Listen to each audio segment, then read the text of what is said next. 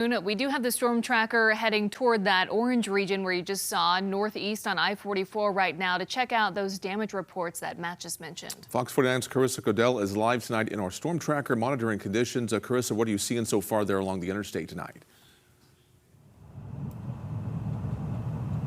Yeah, Mike, Lauren, as you guys just said, I'm heading northeast on I-44, making our way to Rolla. Now, we just passed Fort Leonard Wood. I'm going to show you guys what we're seeing out the front of this storm tracker.